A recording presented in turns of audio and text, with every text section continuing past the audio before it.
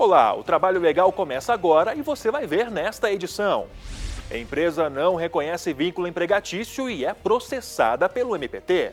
Os depoimentos que constam na ação civil pública do MPT mostram que a empresa impõe metas às vendedoras e elas acabam, mesmo que de forma indireta, trabalhando em tempo integral. Após a ação do Ministério Público do Trabalho, o órgão suspende terceirização e contrata aprovados em concurso. No último concurso, vários candidatos, mesmo que aprovados, especialmente para as áreas de manutenção, não foram convocados no número suficiente. Enquanto isso, a terceirização continua na empresa nessas áreas. Tudo sobre a licença nojo. Eu consegui 7 dias, foi um período bom assim para você colocar a cabeça no lugar. E ainda, o trabalho de um treinador profissional de futebol.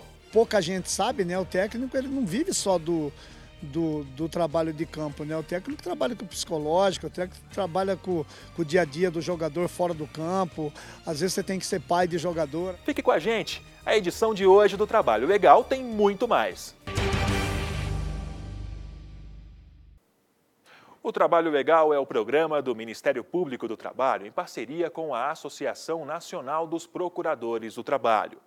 Cumprimento de metas e prestação de serviço de forma exclusiva são características de quem trabalha formalmente. Mas há empresas que não seguem a legislação.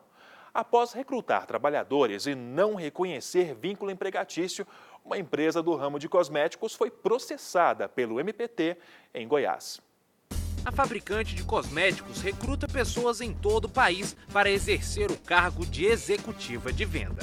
Essas executivas de venda são contratadas informalmente como autônomas e que não têm horário de trabalho, trabalha sábado, domingo, de dia, de noite, e que usam inclusive os depósitos nas suas residências. Os produtos são depositados nas próprias residências dela, e constatando também que havia questão de exigência de cumprimento de meta, questão de cumprimento de exclusividade de vendas, e etc., concluindo que havia aquela formalização do contrato de trabalho, ou seja, a pessoa é empregada nos termos do artigo 3º da CLT. E isso que o Ministério Público questiona, dessas executivas de venda, que em Goiás deve ter em torno de 300 a 400 executivos. As trabalhadoras são recrutadas pelo site da fabricante de cosméticos. A empresa diz que para o revendedor poder trabalhar em horários flexíveis, ganhar conforme a dedicação e crescer pessoal e profissionalmente é uma alternativa ao emprego tradicional. E, além disso, a venda direta ajuda a diminuir o problema do desemprego, pois oferece oportunidade de trabalho e complementação da renda familiar. Mas, para o MPT, a empresa tem prejudicado as trabalhadoras. Tabula o artigo 29 e 41 caput da CLT, a não reconhecer essas pessoas como empregados. Consequentemente, essas pessoas estão desprovidas de todos os direitos constitucionais assegurados aos trabalhadores. Ou seja, as questões previdenciárias, de aposentadoria todinha, ela está acéfala dessa proteção. É uma pessoa que trabalha como autônomo, totalmente desassistida do ordenamento jurídico. Os depoimentos que constam na ação civil pública do MPT mostram que a empresa impõe metas às vendedoras e elas acabam, mesmo que de forma indireta, trabalhando em tempo integral, sem poder vender produtos de outras marcas. Ainda de acordo com depoimentos, as vendedoras precisavam bater as metas para não ter perda. E se não conseguissem fazer isso, poderiam até ser excluídas dos programas de venda. Esta vendedora, que prefere não mostrar o rosto, conta que sofre ameaças. As gerentes regionais sofrem pressão porque elas precisam bater metas. Caso não bata, sai da empresa. Ela ainda detalha o dia a dia dessas vendedoras. Elas vendem o que elas podem e recebem dentro de uma porcentagem que eles mandam. Então, assim, se eu vendo uma coisa para você, você paga o valor da revista. Mas na nota fiscal, ele vem com o valor de fábrica, então eu ganho a porcentagem daquilo. Então, não tem vínculo nenhum, não. Agora, a gerente, ela precisa de um valor maior para que ela possa bater meta. Então, ela cobra as revendedoras disso. O valor da multa pedida pelo Ministério Público do Trabalho por dano moral social e pela prática de concorrência desleal é de R$ 10 milhões. O Ministério Público detectando se foi produtiva essa ação, ele vai tomar providência em relação às demais. Agora, essa ação, o Ministério Público vai lutar até um fim para que reconhecer o direito dessas pessoas. O nosso sistema jurídico não admite esse tipo de exploração. Procurada, a Avon não quis comentar o caso. Imagine a seguinte situação. Você estuda para passar no concurso público, é aprovado e não toma posse porque o órgão terceiriza a função que deveria ser desempenhada por você. Um absurdo, né? Pois é, o Ministério Público do Trabalho firmou um acordo com a Companhia de Saneamento do Distrito Federal para garantir a nomeação de aprovados. O sonho de passar em um concurso público virou pesadelo para João. Ele é um dos aprovados no certame realizado pela Companhia de Saneamento do Distrito Federal há mais de 2 anos. Essa é a grande revolta da gente, né, que fez o concurso, por saber que tem, né, terceirizados fazendo a nossa função, várias firmas, né, atendendo aí uma função que seria da gente, né, do concursado que fez o concurso, passou por uma prova prática. O sindicato da categoria revela que a preferência da CAESB por terceirizados contribui para a precarização da mão de obra, além de comprometer a qualidade dos serviços prestados. O serviço terceirizado, ele é um serviço bastante precário, né? É uma rotatividade muito grande de empresas e de terceirizados. Eles ficam em torno de 6 meses e já saem da empresa. Então, assim, o serviço fica muito precário, o atendimento ao público fica muito ruim, você tem que estar treinando o tempo todo as pessoas e a prestação de serviço é de péssima qualidade. Então, essa é uma das críticas que nós temos. A outra crítica é que esses terceirizados, eles são explorados realmente porque eles não têm direitos trabalhistas como tem um concursado, eles não têm um sindicato que possa estar apoiando inclusive tem terceirizados que estão sem receber ticket, tem terceirizados que estão com salários atrasados, tem terceirizado que não recebe o reajuste que é conquistado pela uma associação, então não recebe o reajuste.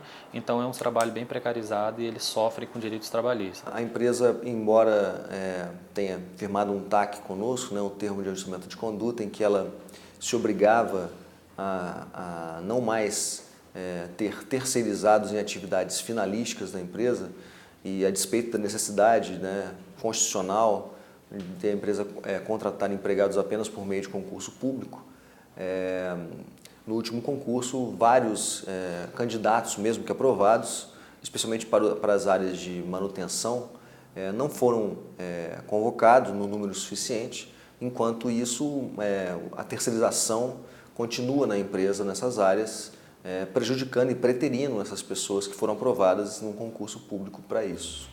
Responsável pelo abastecimento e manutenção das redes de água e pela coleta de esgoto em todo o Distrito Federal, a empresa assinou um termo de ajuste de conduta com o MPT em 2004, se comprometendo a não terceirizar a atividade fim, substituindo os terceirizados por concursados. Mas o acordo não foi cumprido e o Ministério Público do Trabalho entrou na justiça contra a empresa para que o TAC fosse cumprido. Agora a CAESB tem até o dia 12 de agosto para convocar os aprovados sob pena de multa. Por isso a nossa insistência em primeiro prorrogar a validade do concurso para que essas pessoas possam posteriormente ser nomeadas, e essa é uma briga, uma intenção nossa do Ministério Público do Trabalho. Por meio de nota, a CAESB informou que o termo de ajuste de conduta firmado com o MPT está sendo cumprido, que já foram convocados concursados além do número previsto em edital e que só fará novas contratações se houver interesse. E você vai ver depois do intervalo tudo sobre a licença nojo. Pela legislação são 2 dias. Ele pode conseguir um prazo mais elástico, maior, por convenção coletiva ou acordo coletivo, ou se a própria empresa, seu regimento interno, circular, portaria, ampliar o prazo.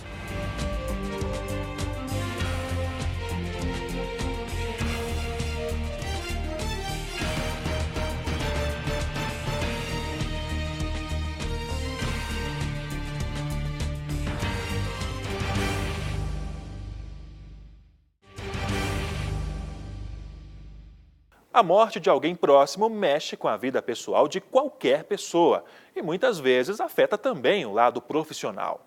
Nesse caso, a legislação garante ao empregado faltar ao trabalho sem prejuízo. Um nome diferente, licença nojo. E aí, tem ideia do que é? Arrisca um palpite? Não, senhor. Já ouviu falar alguma vez? Não. Não, eu não sei. Eu imagino que se alguém for cuspir, fala licença. Não é bem isso. Apesar da palavra nojo lembrar náusea ou algo do tipo, segundo o dicionário Aurélio, o termo também é sinônimo de luto.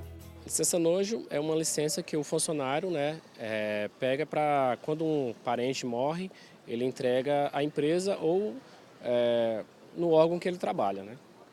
Acho que é isso. Exatamente. A licença nojo é a expressão usada para o afastamento do trabalho por causa da morte de algum parente. Nesse período, não é feito nenhum desconto do salário do funcionário.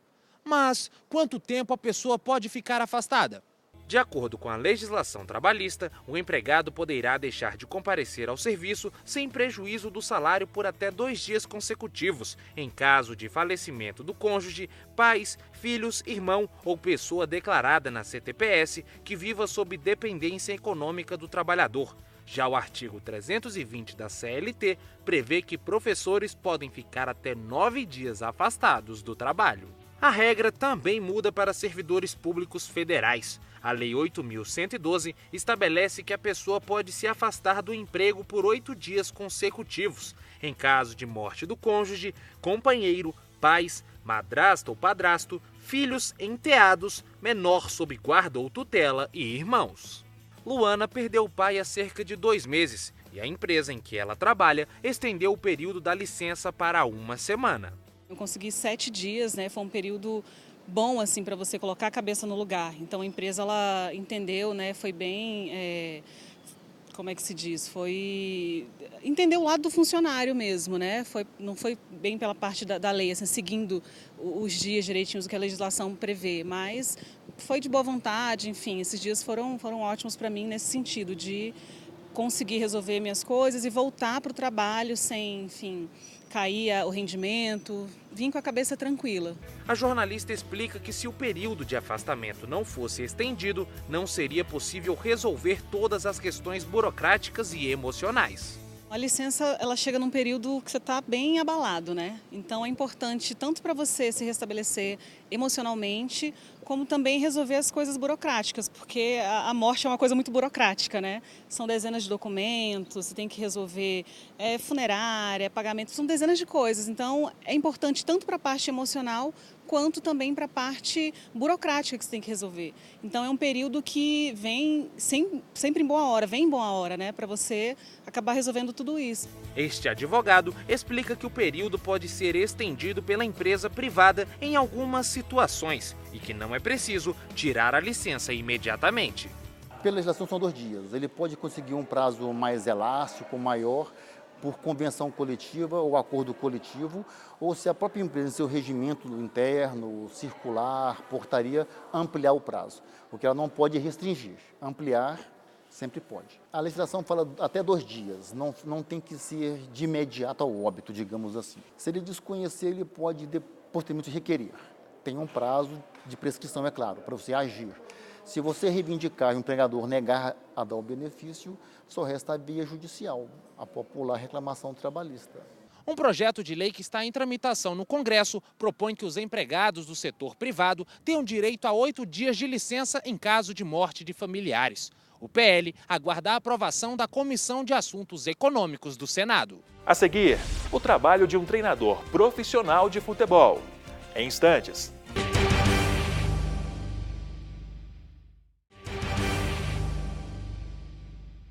Trabalho legal de volta e entrando em campo para mostrar parte da rotina de um treinador profissional de futebol. Por isso viemos ao Centro de Treinamento do Gama, único representante do Distrito Federal na Série D do Brasileirão. E aqui ao meu lado está o Gilson. Tudo bem, Gilson? Tudo bem, graças a Deus. Sempre trabalhando. Há quanto tempo você trabalha treinando times? Já estou aí desde que eu parei de jogar, fiz uns cursos. Lógico que a gente tem que se atualizar a modernidade do futebol. Já tem aí 7, 8 anos que eu vivo só dessa função, entre auxiliar técnico e técnico. Mas tudo começou como jogador? Tudo começou como jogador, já desde garotinho, Desde garotinho já deixei a minha família para trás com 13 anos. saí do interior de São Paulo, fui morar na capital, onde fiquei durante 15, 16 anos ali jogando pela equipe de São Paulo, e depois eu dei sequência na minha carreira profissional, sempre no futebol, e em cima disso, quando terminei minha carreira também, dei sequência e hoje sou treinador de futebol.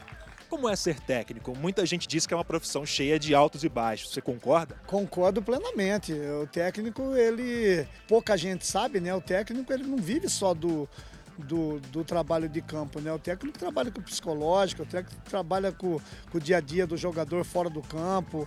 Às vezes você tem que ser pai de jogador, às vezes você tem que ser o cara que vai dar conselho, enfim. É uma profissão que ao mesmo tempo ela tem responsabilidade muito grande, mas também é gratificante para quem gosta do que faz, né? Eu gosto do que eu faço. Acho que desde quando eu parei de jogar futebol já tinha em mente ser treinador de futebol. Que características deve ter a pessoa que pretende entrar na profissão, pretende ser um treinador profissional de futebol? Caramba, aí existem muitos perfis, né? Porque eu já ouvi várias entrevistas de treinadores que não tinham o mínimo caguete para ser treinador, acabou recebendo o convite de imediato pela demissão de um treinador e chegou a ser campeão em vários clubes, né? Mas acho que o principal, acho que em tudo, né? Como hoje a gente está falando de treinador de futebol, o principal é você gostar do que você faz, né? Primeiro eu gosto do que eu faço, eu estudo, procurei fazer cursos fora do país, enfim, a gente tem que mudar um pouquinho, né? A gente tem que mudar, a gente tem que agregar as coisas que vêm de fora, procurar ter sempre a humildade de não pensar que você sabe tudo, sempre tem alguém que sabe algo diferente de você, então juntando tudo isso, acho que você com bastante dedicação e muito trabalho, você vai acabar sendo um treinador. Você avalia que a profissão é valorizada? Valorizada não, acho que se fala muito aí que treinador de futebol brasileiro principalmente se ganha muito dinheiro, mas acredito que 8, 10% se ganha muito dinheiro, né? Eu acho que valorização para mim não é só financeira, né? Tem que ter a valorização do trabalho do profissional, tem que saber que o profissional também, quando acaba aqui, ele tem uma família, ele tem uma vida, a não ser aqui no dia a dia do campo. Então acho que essa valorização, esse outro lado, falta muito ainda no futebol brasileiro. Gilson, o que você acredita que está faltando hoje no mercado para valorizar mesmo o profissional? Eu acho que está faltando é a classe se unir mais. Eu sempre falei, né? A classe de treinadores de futebol, eles são unidos os que estão lá em cima, né? No top, né? Os que trabalham nos grandes clubes brasileiros, que existem bastante, né? Esse é um clube brasileiro grande que logo vai estar no seu lugar que merece, que é uma Série A de Campeonato Brasileiro. Eu acho que sim, deveria se unir a classe. Acho que ninguém faz nada para ninguém se a própria classe não se unir. Eu acho que é uma classe desunida. Eu penso que é uma classe desunida e que para melhorar tudo isso tinha que ter essa união aí, ter mais conversas, se aproximarem mais, que acho que as coisas no futebol brasileiro não mudariam só fora de campo, como dentro também.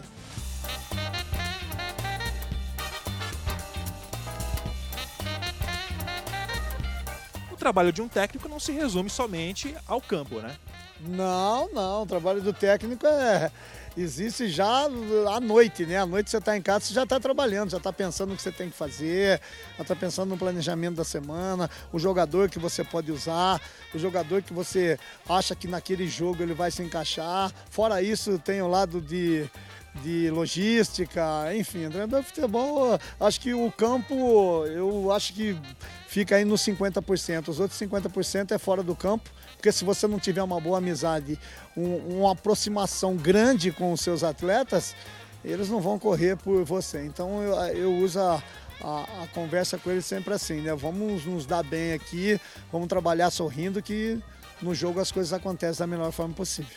Como é a sua rotina, o seu dia a dia? Todo dia tem trabalho? Todo dia tem trabalho, a não ser quando a gente joga de semana em semana, de 7 em 7 dias. Na segunda-feira, a gente, depois do jogo de domingo, a gente sempre deixa o pessoal em casa para sair com a família, enfim, para dar uma volta com os filhos no shopping, mas é todo dia. O treinador, mesmo tendo a folga, ele tem o trabalho, né? De estar montando os treinamentos, para sentar com a comissão técnica, falar sobre o treinamento da semana toda, mas é prazeroso, né? Para quem gosta é prazeroso.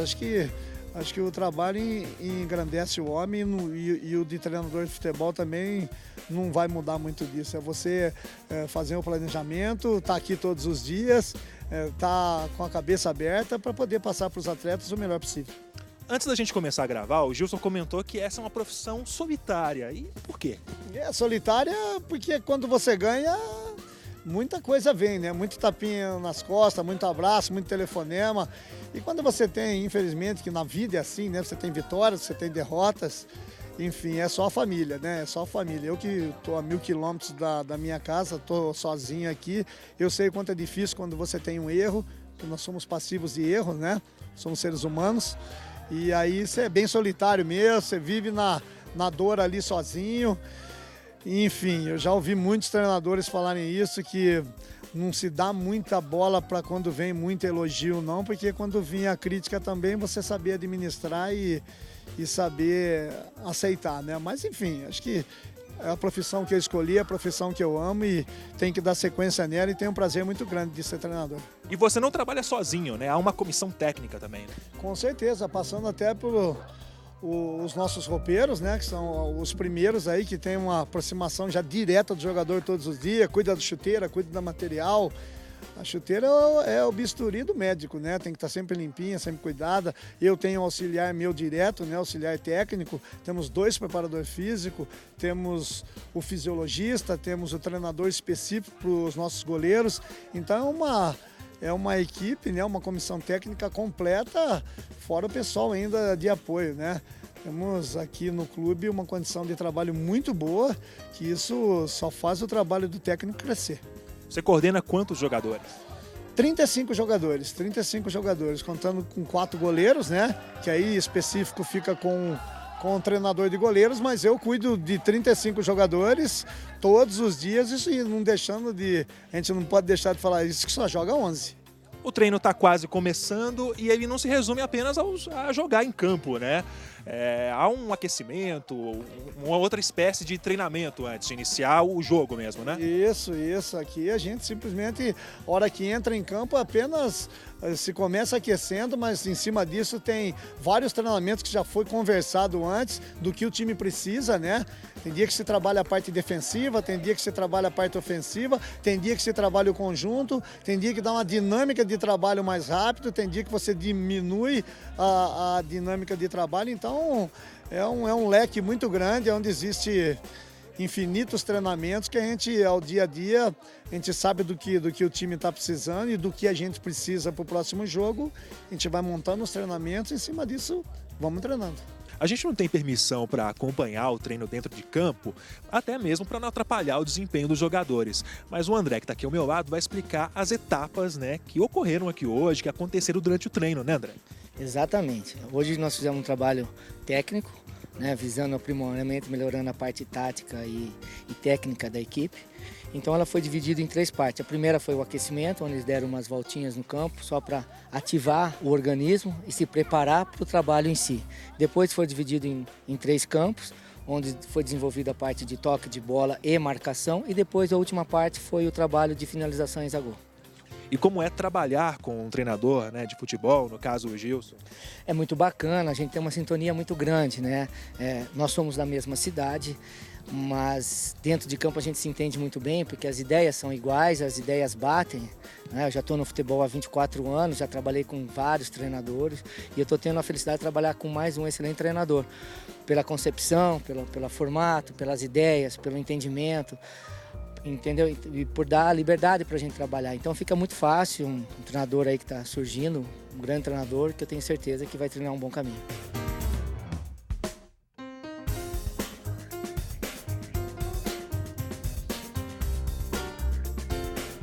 O Carlos e o Jonathan são jogadores e vamos falar agora um pouquinho da importância de ter uma orientação em campo, né? O trabalho do técnico é importante para vocês, jogadores?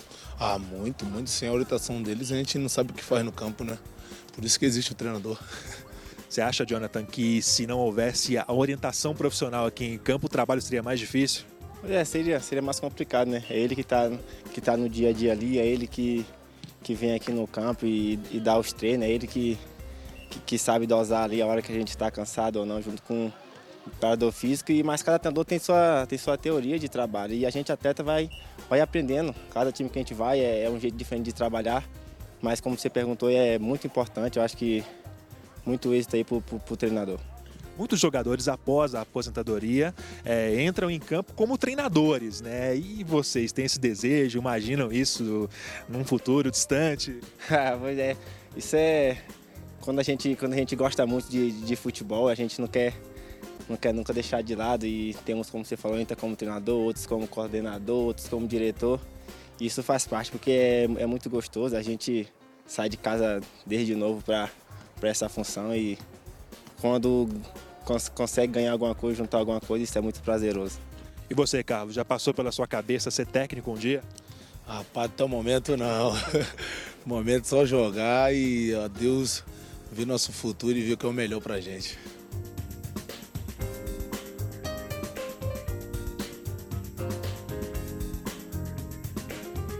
Quem está assistindo a gente agora e deseja embarcar na profissão de treinador, que recomendação você daria, ou que recado você deixaria?